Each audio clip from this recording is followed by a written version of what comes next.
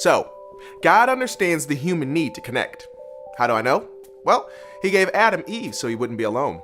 Jesus surrounded himself with a few deep relationships. Paul set up the early church as a tight-knit group rather than a place. There was simply community. God created us for community. Jesus illustrated community. The church practiced community. So that's your goal, to connect the faith of your few to a community.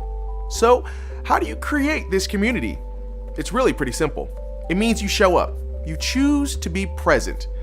That means you, 1, show up predictably. For most of you, that means you're there weekly. You can't lead a small group without trust. You can't build community without trust. And the first step to gaining the trust of your few is making sure they know you're going to be there, predictably and consistently.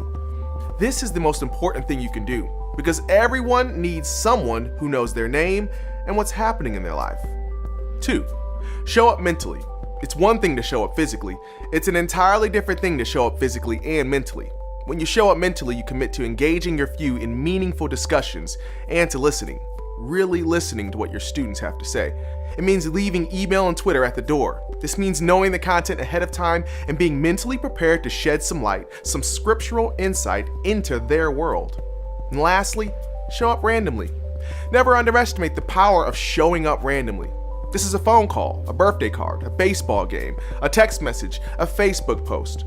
These small connections may seem insignificant, but when you choose to be present in an unsuspected way outside of your weekly group time, you're creating a better connection to the community you're trying to create. And this kind of community will grow and encourage authentic faith. They'll begin to trust you when you show up predictably, show up mentally, and show up randomly. You can't be present for everyone, but you can be present for a few. That's why the best way to be present is to lead small.